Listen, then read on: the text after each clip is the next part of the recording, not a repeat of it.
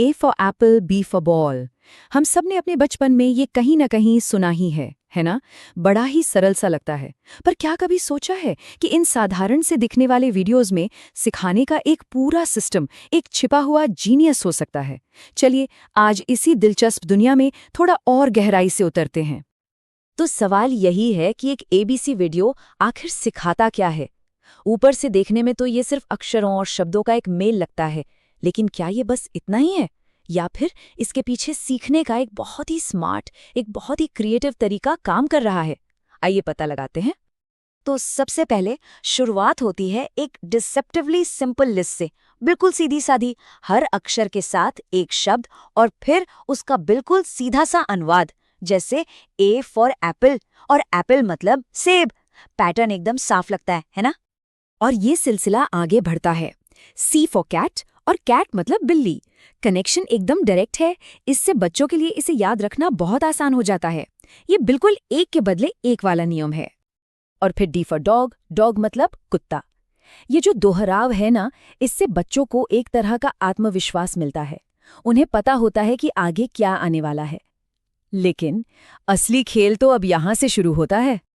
चलिए अब जरा और गहराई में चलते हैं। यहाँ आकर हमें ये एहसास होता है कि इन शब्दों को यूं ही नहीं चुन लिया गया है। ये कोई भी रैंडम शब्द नहीं है, बल्कि इनके पीछे एक बहुत सोची समझी रणनीति, एक पैटर्न है। जरा गौर कीजिए, कितने सारे जानवर हैं। Cat, dog, elephant, fish, lion, list काफी लंबी है।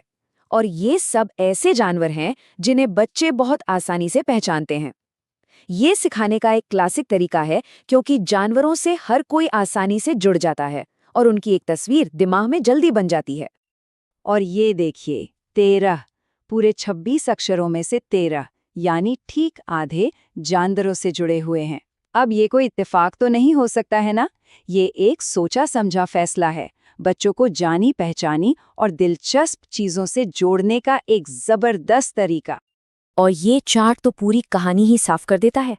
सबसे ऊंचा बार जानवरों का, उसके ठीक बाद हैं वस्तुएं, जैसे बॉल, काइट, वॉच, ऐसी चीजें जिन्हें बच्चे छू सकते हैं, देख सकते हैं।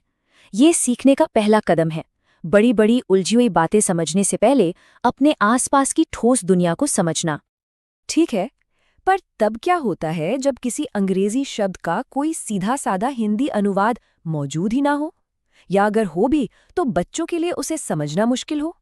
बस यहीं पर असली क्रिएटिविटी, असली जीनियस सामने आता है।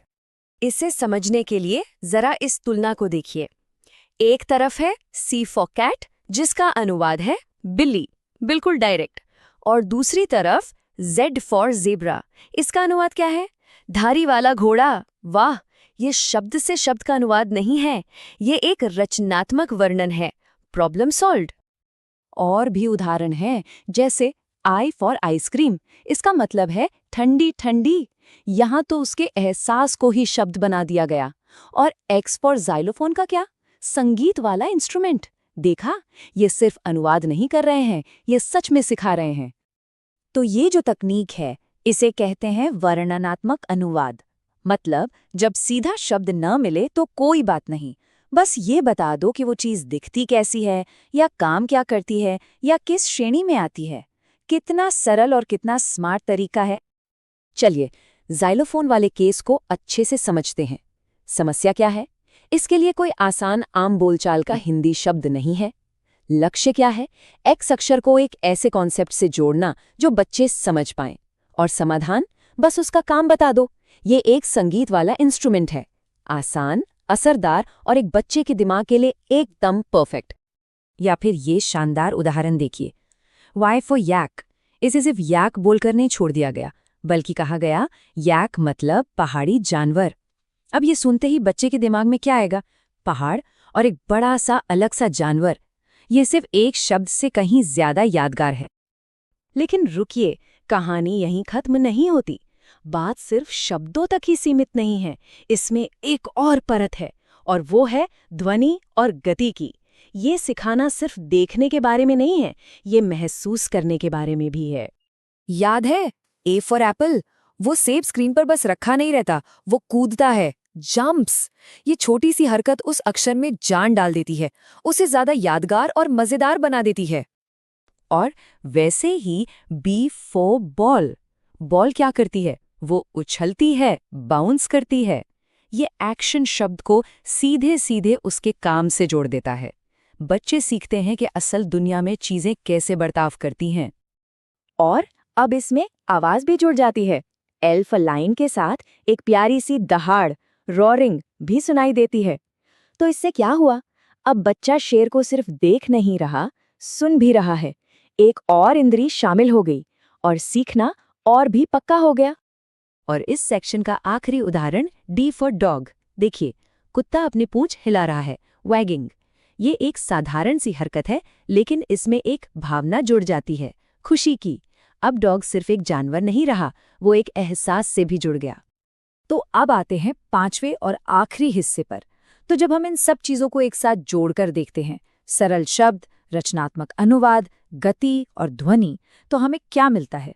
हमें मिलता है एक बहुत ही परिष्कृत शिक्षण प्रणाली, जो एक साधारण से एजिड वीडियो के अंदर छिपी हुई है। तो इस पूरी पड़ताल से सीखने के बारे में हम क्या सीखते हैं? पहली बात, हमेशा ठोस और जानी पहचानी चीजों से शुरुआत करें। दूसरी, दोहराव के लिए पैटर्न का इस्तेमाल करें। तीसरी, जब सीधा रास्ता न मिले तो वर्णन करें। चौथी, देखने और सुनने के साथ साथ एक्शन को भी शामिल करें। और आखिरी बात, शब्दों को भावनाओं और उनके काम से जोड़ें। ये सच में सिखाने और संवाद करने की कला का एक बेहतरीन उदाहरण है। और ये पूरी बात हमें एक बड़े सवाल पर लाकर छोड़ देती है।